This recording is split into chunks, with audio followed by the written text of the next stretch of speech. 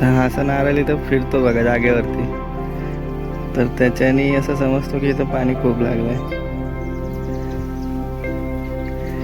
Spot एकदम proper check करायला लागतो. हे आपले एकदम प्रोफेशनल आहेत, नारळ चेक करून एकदम पाणी चेक करतात. हे बघा नारळ फिरतो कसा एकदम, है ना. ही आहे गाडी.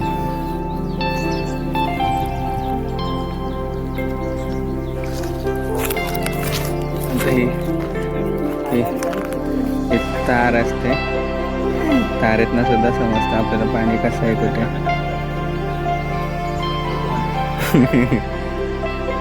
हे बघा आता समजेल. हे बघा ही तार आहे ना, अशी फिरतं, डायरेक्ट फिरतं त्या स्पॉटवरती. आणि इथं पाणी लागलं, इथे पाणी लागलं इथं असं.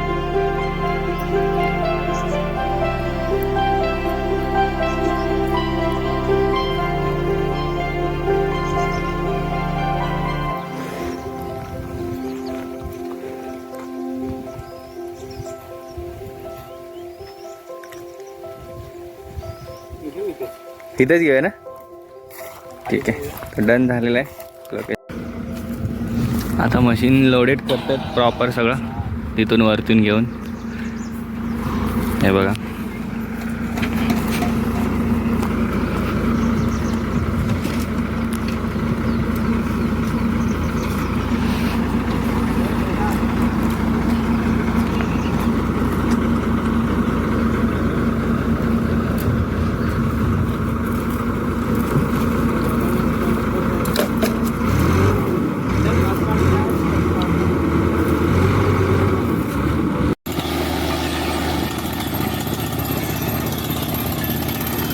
बोरवेलचं काम चालू झालेलं आहे.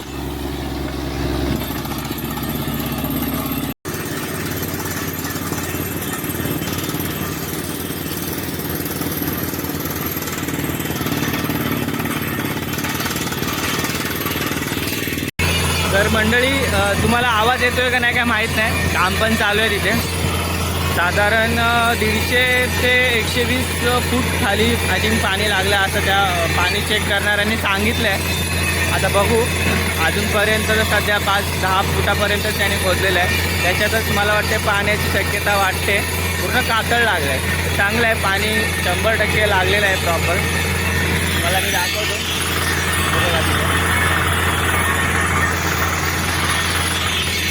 तर अजून थोडं थोडं जसं जसं होत जाईल मी तुम्हाला व्हिडिओमध्ये सांगतच जाईल पुढे पुढे. मंडळी तर आता पाईप टाकतायत. पाईप टाकायचा कशी प्रोसेस असते ते तुम्हाला दाखवतो. बघा ड्रिलिंग करून झाले. आता प्लास्टिकचा आम्ही 6चा पाईप टाकला आहे स्ट्रॉंगवाला, जेणेकरून पाईप वगैरे फुटणार नाही आतमध्ये. हेवीवाला टाकला आहे थोडा, दाखवतो तुम्हाला.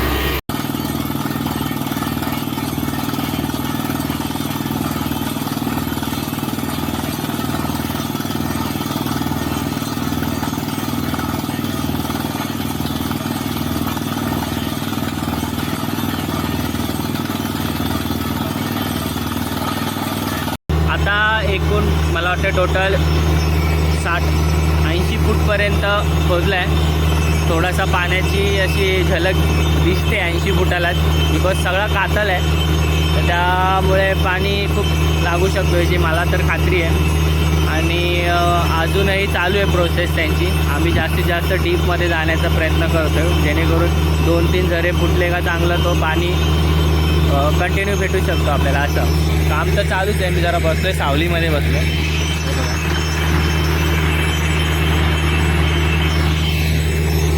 ठीक आहे, तर बघू पुढची अजून चालू आहे थोडं थोडं करत.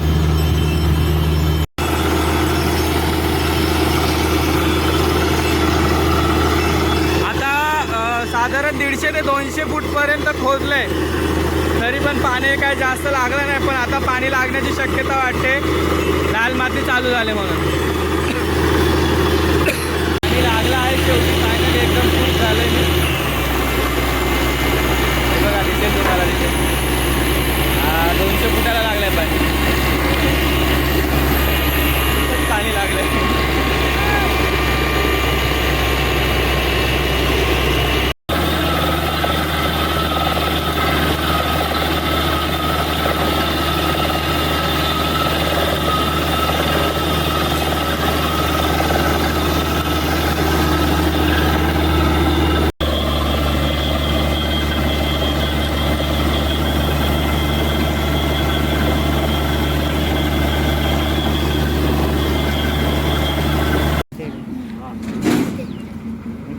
नक्की अडकली का निघणार. फायनली बोरवेलचं काम झालेलं आहे माझ्या आणि आता ही गाडी निघत आहे आणि पाणी खूप लागलेलं आहे देवाच्या कृपेने सगळं परफेक्ट आहे हे बघा.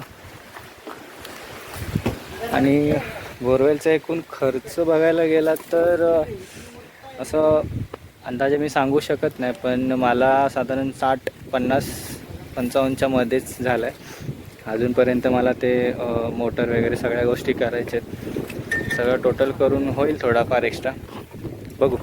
ठीक आहे तर चला बाय नेक्स्ट व्हिडिओमध्ये भेटू.